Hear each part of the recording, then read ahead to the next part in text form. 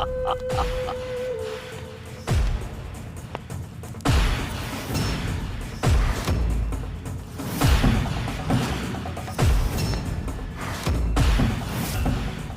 काय घडतंय? ह्या दुष्काळानं जो विनाश घडवलाय तो परत फिरवणं केवळ अवघडच नाही तर अशक्य होऊन बसलाय. अचानक हा दुष्काळ कुठून आलाय कोण जाणे. कुठलाही मायावी उपाय कार्य करत नाहीये. एकाच वेळी सर्व बाजूनी आपत्ती चालून येत आहेत असं वाटतंय तिथे माता. केवळ आपल्याच नाही तर आमच्या बंधूंच्या राज्यातही तीव्र दुष्काळाचं संकट ओढवलं आणि पाताळातही बिकट परिस्थिती आहे. आपल्याला काहीतरी करायलाच हवं दैत्यमाता, अत्यंत त्वरेने. नाही नाही, या दुष्काळाचा अंत करणं आमच्या तरी हातात नाहीये. आमच्याच काय कुणाच्याही हातात दिसत नाहीये. हा दुष्काळाचा निर्माता कोण आहे, याची सुरुवात कुठे आणि अंत कुठे हेही कळत नाहीये. तिथे माता, आपण असं म्हणू नका. कोणती तरी शक्ती असेल तिथे माता जी या संकटाला रोखू शकेल. हे संकट रोखायला साधी शक्ती नाही, मोठी शक्ती हवी आहे. खूप मोठी शक्ती.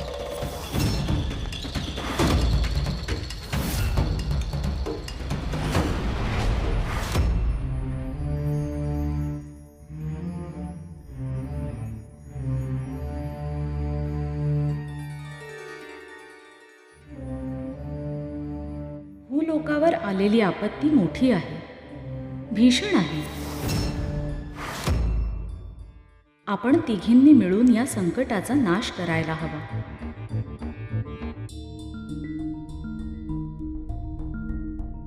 हे संकट मायावी आहे. हा दुष्काळ रोखण्यासाठी तुम्हा तिघींनाही अधिक शक्तीची गरज आहे.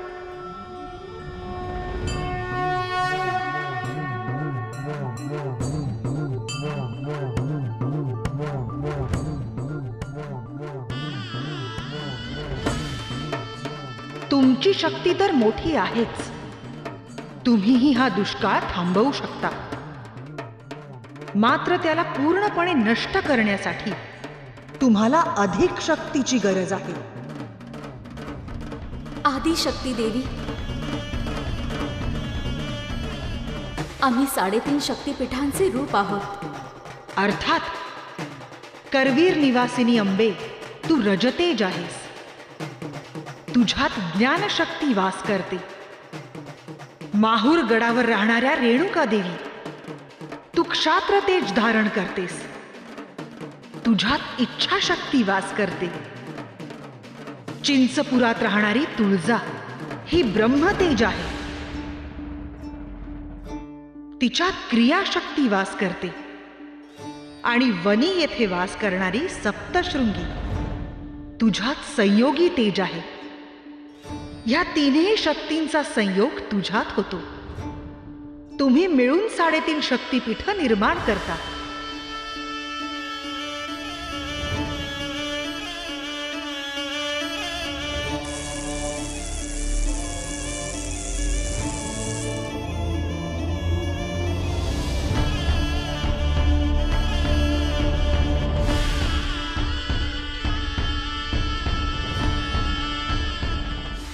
शक्तिपीठाच्या या संयोगाने जी ऊर्जा निर्माण होते ती या भूभागाला आणि इथे निवास करणाऱ्या प्रत्येकाला सुरक्षा, आनंद, शांती आणि वैभव प्रदान करते.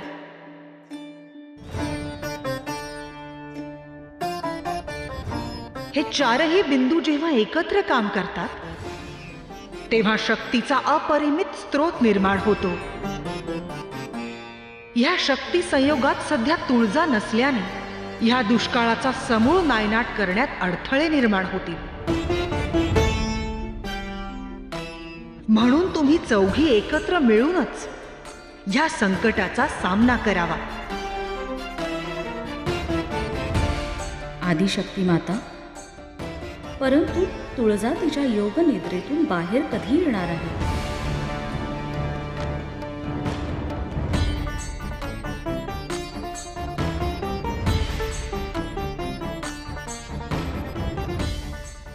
आता थोडाच काळ उरला आहे.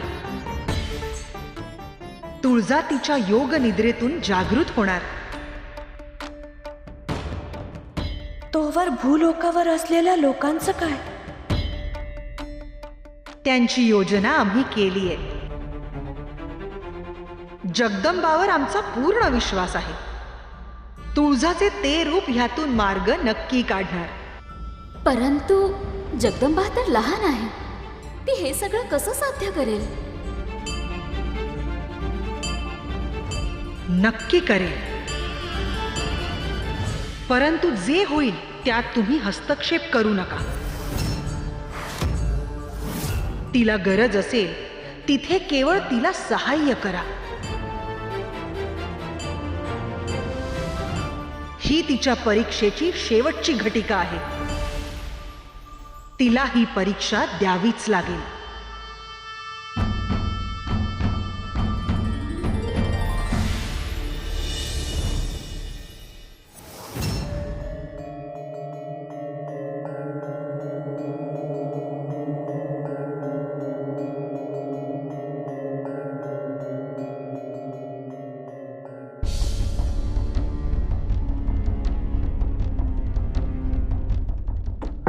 अगं मला सांगायचं ना, जरा बरं वाटलं म्हणजे पूर्ण बरी झालीस असं नाही.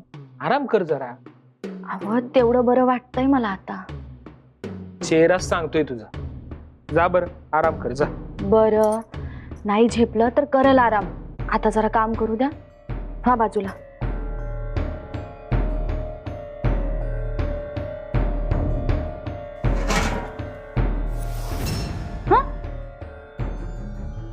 अगं बाई, ह्यातलं धान्य कुठं गेलं? यातच ठेवलं होतं का दुसरी कोणीकडे? नाही, यातच होतं. मग डब्यातलं धान्य गेलं कुठं? गंगाई, ए गंगाई,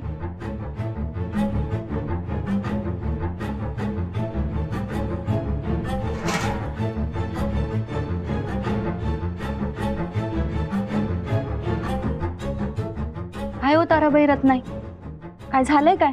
अगं गंगाई, घरातलं समद धान्य अचानक गायब झालंय बघ. आणि आता घरात काय बी खायला नाही. अगं आमच्या बी घरात उरलं सुरलं धान्य एका डब्यात साठवलं होतं आणि आज बघते तर डबा रिकामा. अगं बाई, आमच्या घरी बी असंच होतंय समद. आता हे काय आणि आखरी धान्य गेलं तर गेलं कुठं?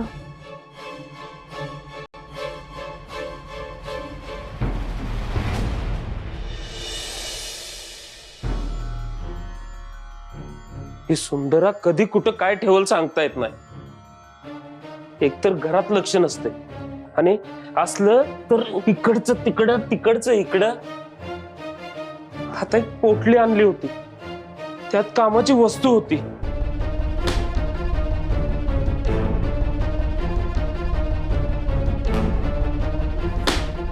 आता कुठं ठेवली असेल देव जाणे.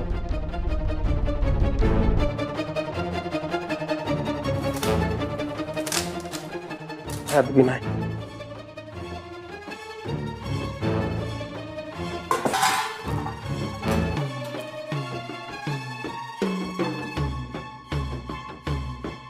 ह्यात बी नाही. देवा आता कुठं शोधू?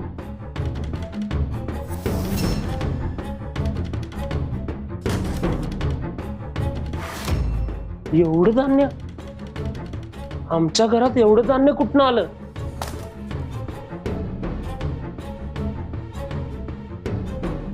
कालपर्यंत तर काहीच नव्हतं, आज अचानक कुठनं आलं?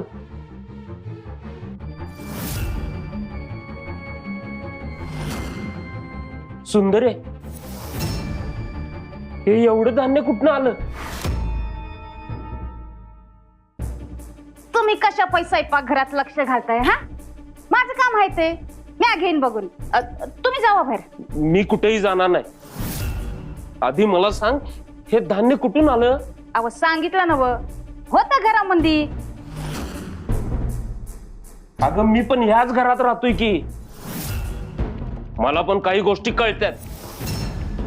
आता काल हे धान्य नव्हतं, आत्ता कुठून आलं? मी आणलं हाय. तू आणलंय ना? सांग बरं कुठून? ते गावातल्या प्रत्येक घरात आणलं हाय. गावातल्या प्रत्येक घरातनं म्हणजे? अगं काय बोलतेस तू? याचा अर्थ काय? आणि हे कधी आणलं सगळं?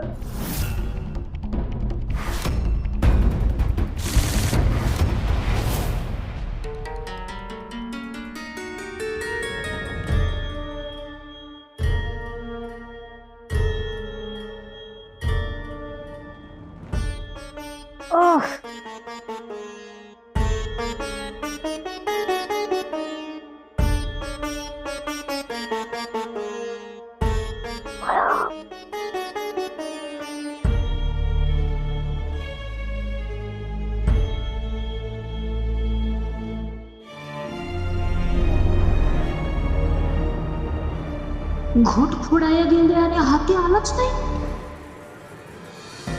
बाई काहीतरी आकृतच घडलं. चेटू का जादूटोना का काय कोण जाणं. परम्या बी सुंदर आहात, स्वस्त बसायची नाही. आता परत जाते मंदिरात.